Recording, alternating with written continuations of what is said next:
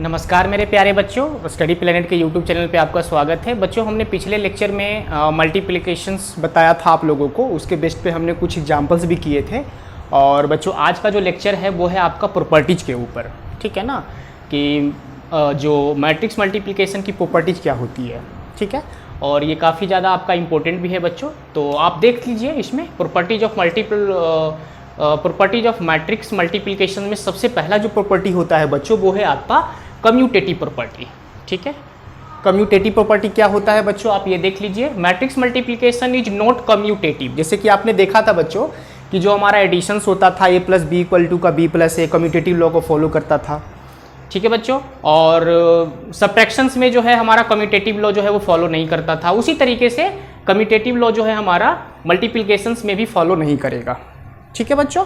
तो इसमें से देखिए कुछ एग्जाम्पल हमने लिया है। For example, if A equal to 1 1 1 2 and B equal to का 1 2 0 एंड 3, दो हमने मैट्रिक्स लिया है बच्चों 2 क्रॉस 2 ऑर्डर का, है ना।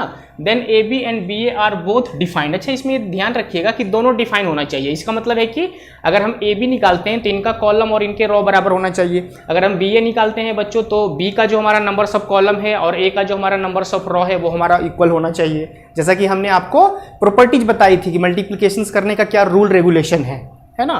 तो ये दोनों जो है, चाहे आप ए बी निकाल रहे हो बच्चों या फिर आप बी ए निकाल रहे हो, दोनों डिफाइन होना चाहिए, ठीक है। डिफाइन होने के बाद हम लोगों ने ये देखा कि each one is a 2 cross 2 matrix, है ना। क्योंकि यहाँ देख सकते हो आप, है ना, 2 क्रॉस 2 का है, 2 क्रॉस 2 का है, नंबर्स ऑफ रो 2 है और इसमें जो नंबर्स ऑफ कॉलम 2 है बच्चों हमारा इसमें, एंड नंबर्स ऑफ रो जो है इसमें 2 है।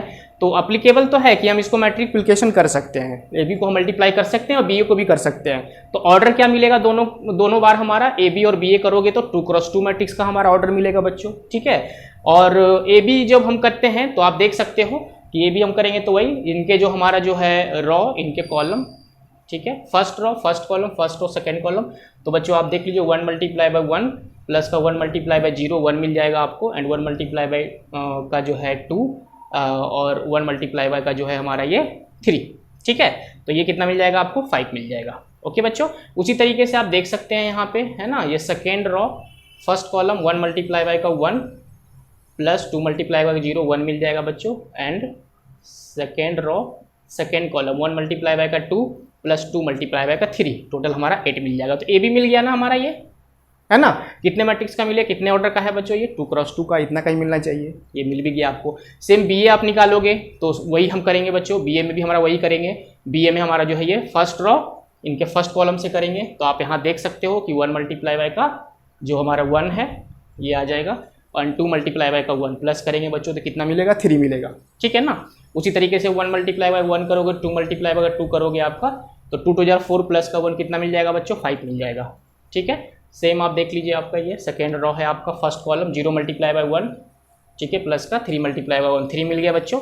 उसी तरीके से हम लोग करेंगे आपका 0 मल्टीप्लाई बाय का जो हमारा सेकेंड रो है सेकेंड कॉलम से करेंगे 0 मल्टीप्लाई बाय 1 3 मल्टीप्लाई बाय 2, तो वैल्यू कितना मिल गया आपको, 6 मिल गया।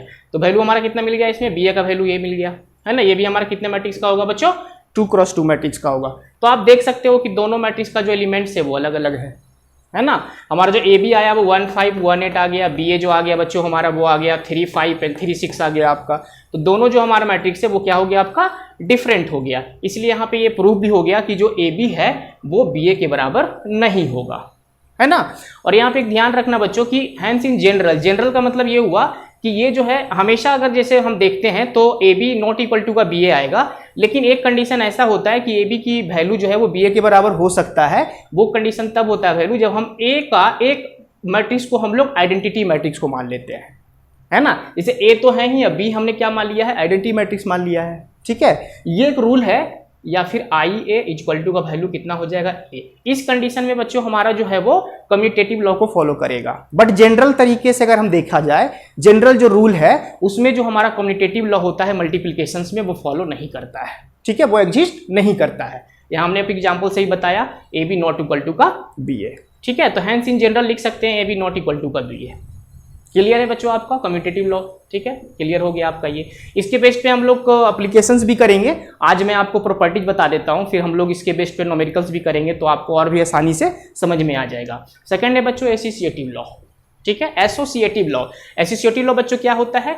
For any matrices A B C for which A B, देखिए ए बी को हमने ब्रैकेट में लिखा है बच्चों, मतलब कि इन दोनों को हम एक साथ मल्टीप्लाई करेंगे और जो रिजल्ट आएगा उसके बाद हम किससे करेंगे? सी से करेंगे। ठीक है, और फिर क्या करेंगे बच्चों? ये देखिए BC, देखिए हमारा ये ब्रैकेट में है, इसका मतलब है पहले हम BC को मल्टीप्लाई करेंगे और जो रिजल्ट आएगा बच्चों फिर हम उसको A से मल्टीप्लाई कर देंगे, है ना। तो ये दोनों का जो रिजल्ट आता है अगर हम देखते हैं तो ये दोनों इक्वल आएगा।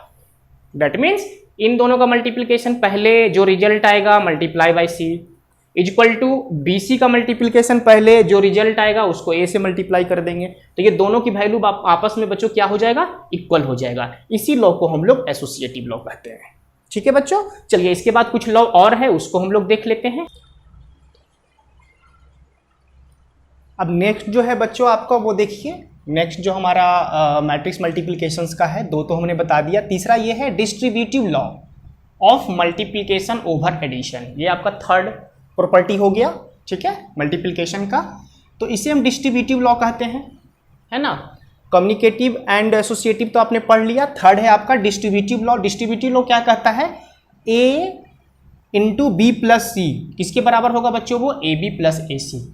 ठीक है ना, मतलब दो मैट्रिक्स है आपके पास यहाँ पे, दो नहीं तीन मैट्रिक्स है आपका A B C। तो यहाँ पे देखो पहले क्या करेंगे कि हम लोग B और C मैट्रिक्स को हम पहले ऐड कर लेंगे बच्चों, ठीक है ना। और B C को ऐड करने के बाद हम क्या करेंगे? A मैट्रिक्स से उसको मल्टीप्लाई कर देंगे, है ना।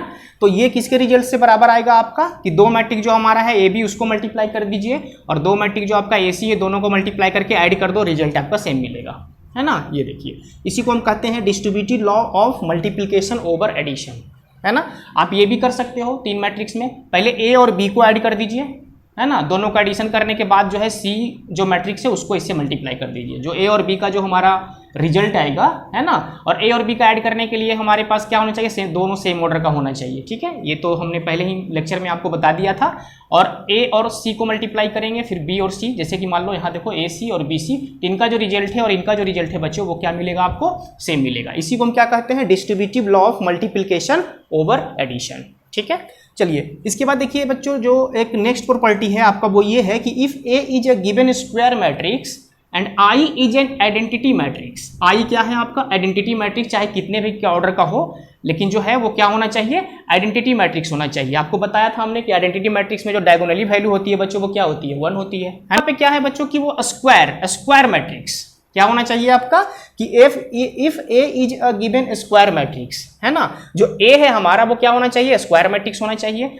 I जो है हमारा वो आइडेंटिटी मैट्रिक्स होना चाहिए, वो सेम ऑर्डर का। इसका मतलब क्या हुआ कि जो ऑर्डर A का होगा, और A हमारा क्या होगा? स्क्वायर मैट्रिक्स होगा, जितना रो है उतना ही कॉलम होगा। 2x2 का है, 3x3 का है, तो उतने ही आपका ऑर्डर का हमारा जो है वो ये आइडेंटिटी मैट्रिक्स भी होना चाहिए, है ना।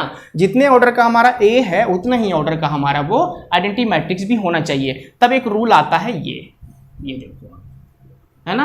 A को मल्टीप्लाई कर देंगे आइडेंटिटी मैट्रिक्स को, या फिर आइडेंटिटी मैट्रिक्स को आप A से मल्टीप्लाई कीजिए तो वो किसके इक्वल होगा? आपको A के इक्वल होगा, है ना। A को अगर हम आइडेंटिटी मैट्रिक्स को मल्टीप्लाई करेंगे, आइडेंटिटी को A से करेंगे तो वो किसके इक्वल होगा? A के इक्वल होगा, है ना। जैसे हमने अभी बताया था आपको कि जो कम्युनिकेटिव लॉ हो AB नॉट इक्वल टू का B है, बट इस कंडीशंस में अगर आप देखते हो दो मैट्रिक्स का मल्टीप्लाई तो वो आपस में बराबर हो जाता है ना। कब? जब हमारा एक मैट्रिक्स क्या हो जाए? आइडेंटिटी मैट्रिक्स हो जाए। और ये ध्यान रखना है इस वाले लॉ में, इस वाले प्रॉपर्टी में, कि A का जो ऑर्डर है बच्चों वो ऑर्डर हमारा I का भी होना चाहिए, है ना। और जो A होना चाहिए वो कौन सा मैट्रिक्स होना चाहिए? स्क्वायर मैट्रिक्स होना चाहिए। ये ध्यान रखना है आपको। तो जितने ऑर्डर का A होगा उतना ही ऑर्डर का आपका I होगा, ठीक है। और उसके बाद मल्टीप्लाई करोगे तो आपको I इक्वल टू I मिल जाएगा, और वो फाइनली किसके बराबर होगा? A के बराबर होगा, ठीक है। ये आपका फोर्थ प्रॉपर्टी है बच्चों, ठीक है। फिफ्थ प्रॉपर्टी में आ जाते हैं हम लोग। फिफ्थ प्रॉपर्टी क्या कहता है कि if A is a given square matrix, इसमें भी जो हमारा A है वो क्या है? स्क्वायर मैट्रिक्स होना चाहिए। और जो O है वो क्या है आपका? नल मैट्रिक्स है। नल मैट्रिक्स में हमने क्या बताया था बच्चों कि सारा एलिमेंट क्या होगा? हमारा 0 होगा, है ना। जो नल मैट्रिक्स है उसमें जो सारे एलिमेंट्स होंगे वो क्या हो जाएंगे? हमारे 0 हो जाएंगे। Is the null matrix of the same order of A, है ना। अगर मान लीजिए कि ये 3x3 का है, 2x2 का है।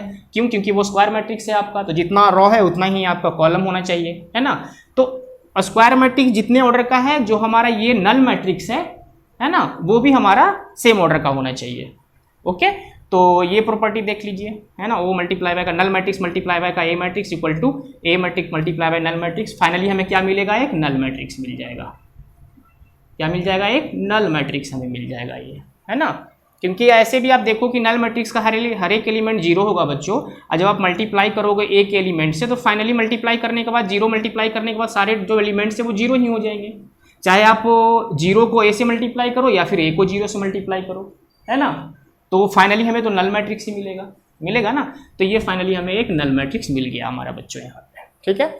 ये आपका फिफ्थ प्रॉपर्टी हो गया। सिक्स्थ प्रॉपर्टी में क्या है बच्चों? देखिए कि if A and B are square matrices of the same order, ठीक है। तो अब यहाँ पे देखो कि जो आप अलजेब्रा में पढ़ते थे ए प्लस बी का होल स्क्वायर, है ना, तो यहाँ पे आप देखो कि ए प्लस बी का अगर होल स्क्वायर को आप एक्सपेंड करोगे तो हमें ये मैट्रिक्स के फॉर्म में, ये ध्यान रखिएगा, ए और बी जो है हमारा वो क्या है? दोनों देखिए स्क्वायर मैट्रिक्स है ये ध्यान रखना, है ना।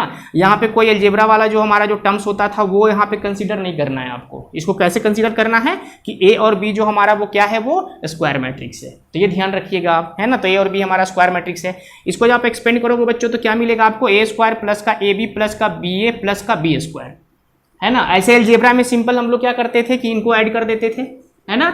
ए बी प्लस का बी ए हम लोग 2ab कर देते थे, बट यहाँ पे आपको वो रूल को अप्लाई नहीं करना है ना। यहाँ पे एडिशन हमारा पॉसिबल नहीं है। हमने अभी कम्युनिकेटिव लॉ में पढ़ा ना कि A B not equal to का बी है ना, ऐसा पढ़ा। जनरल हमारा यही होता है, A B not equal to का बी है। तो क्या हम इन दोनों को ऐड कर सकते हैं? नहीं कर सकते हैं। तो हमारा यही रहेगा ए स्क्वायर प्लस का ए बी प्लस का बी ए प्लस का बी स्क्वायर, क्योंकि ए बी का जो हमारा मैट्रिक्स का जो वैल्यू मिलेगा उसका हर एक एलिमेंट बी ए के एलिमेंट से अलग होगा। तो इन दोनों को हम एडिशन नहीं कर सकते हैं मैट्रिक्स के अंदर, है ना। तो ये ध्यान रखिएगा आप, इनको ऐड नहीं करना है। लेकिन यहाँ पे देखिए मैंने आपको लिखा है कि पार्टिकुलर केस, किसी केस में अगर मान लीजिए कि ए बी इक्वल टू का बी ए हो गया, जनरल तो हमारा यही होता है, बट पार्टिकुलर केस में अगर ए बी इक्वल टू का बी ए हमारा हो गया तो हम लोग बच्चों इसको क्या कर सकते हैं? तो इस केस में जो हमारा ये वाला आइडेंटिटी है ए प्लस बी का होल स्क्वायर, ये हमारा ऐसा बन जाएगा। क्यों? क्योंकि हमारा ए बी प्लस का बी ए दोनों वैल्यू को आप इक्वल कर दीजिएगा, ए बी इक्वल टू का बी ए, तो फाइनली हमें क्या मिलेगा? ए स्क्वायर प्लस का 2ab प्लस का बी स्क्वायर मिलेगा ना। सिंपल, जैसे पार्टिकुलर केस में लिखेंगे, ध्यान रखिएगा ये किसी पार्टिकुलर केस के लिए है। मैंने यहाँ साइड में आपको लिख दिया है ब्रैकेट्स में कि पर्टिकुलर केस के लिए A B equal to B A होगा, तब ये कंडीशन होगा। बाकी अगर हम लोग को देखा जाए तो इन जनरल हमें यही मिलेगा हमेशा, क्योंकि कम्युनिकेटिव लॉ में A B not equal to B A होता है। तो ये चीज़ें हैं, ठीक है बच्चे, ठीक है। चलिए इसके बाद कुछ हमारे कुछ और प्रॉपर्टीज हैं, उसे हम देख लेते हैं।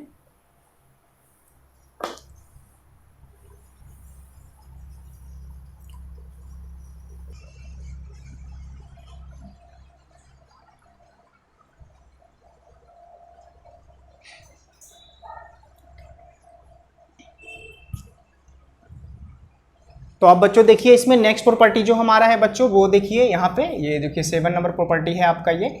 तो ये प्रॉपर्टी क्या कह रहा है बच्चों, ये देखिए आप, ठीक है। इसमें ये है कि if A and B are square matrices, क्या है आपका? A and B are square matrices of the same order. A और बी जो है हमारा वो क्या है? स्क्वायर मैट्रिसेस है, और वो भी हमारा सेम ऑर्डर का है, ठीक है ना। देन ए प्लस बी और ए माइनस बी, वैल्यू क्या मिलेगा? ए स्क्वायर माइनस का ए बी प्लस का बी ए माइनस का बी स्क्वायर। ऐसा नहीं कि ये एक निगेटिव है, पॉजिटिव है, हम कैंसिल आउट कर देंगे, नहीं, मैट्रिसेस में ऐसा नहीं होगा, ये ध्यान रखना है आपको। जैसे हमने ए प्लस बी का होल स्क्वायर का किया था, तो इसमें हमने प्लस ए बी और प्लस बी ए को हमने ऐड नहीं किया था बच्चों, उसी तरीके से इसमें हम लोग इसको कैंसिल आउट नहीं करेंगे, ठीक है ना। तो ये वाला जो है फॉर्मेट हमें ऐसा मिल जाएगा, ये देख सकते हो आप। लेकिन पार्टिकुलर केस में हमने बच्चों क्या बताया आपको कि अगर ए बी इक्वल टू का बी ए हो गया पर्टिकुलर केस में, तब ये वाला जो हमारा कंडीशंस है वो कैसा हो जाएगा? ए plus B into A minus B, ये जो हमारा एक्सप्रेशन है वो कैसा हो जाएगा? ये दोनों सेम अगर हो गया तो कैंसिल आउट होकर हमें क्या मिलेगा? ए स्क्वायर माइनस का बी स्क्वायर मिलेगा। कब? जब ए बी इक्वल टू का बी ए, पर्टिकुलर केस में। बट जनरल केस में हमें क्या मिलेगा? ये, ठीक है। बट इसमें ध्यान रखना है बच्चों, जैसे एडिशंस में भी हमने किया था कि a प्लस बी का होल स्क्वायर जो हमने किया था, उसमें भी हमारे पास a और b जो है वो दोनों क्या था, स्क्वायर मैट्रिसेस था, ये ध्यान रखना है। और इसमें जब हम a plus B into A minus B कर रहे हैं बच्चों, तो इसमें भी हमारे पास जो दोनों मैट्रिसेस है a और b, वो हमारा स्क्वायर मैट्रिसेस है। तो ये ध्यान रखना है आपको सेम ऑर्डर का, ठीक है। माइनस वाले में भी आप कर सकते हो, a माइनस बी का होल स्क्वायर में भी हमारा वही होगा सेम। और इसमें देखिए कुछ हमें पॉजिटिव इंटीग्रल पावर हम किस तरीके से स्क्वायर मैट्रिक्स का करते हैं वो आप देख लीजिएगा इसमें, ठीक है। जैसे मान लो ए स्क्वायर है हमें निकालना, तो ए को हम लोग 2 बार मल्टीप्लाई कर देंगे, ए मल्टीप्लाई बाय ए कर देंगे, है ना। और ए हमारा क्या है आपका square matrix of order N. अगर मान लीजिए एन ऑर्डर का है तो पहले हमें बच्चों क्या निकालना पड़ेगा, ए स्क्वायर, फिर ए क्यूब निकालेंगे। ए क्यूब निकालने का तरीका क्या होगा, जो ए स्क्वायर का जो हमारा वैल्यू आया है, जितने सारे एलिमेंट हैं वो किससे फिर मल्टीप्लाई कर देंगे, ए मैट्रिक्स से मल्टीप्लाई कर देंगे, ठीक है ना।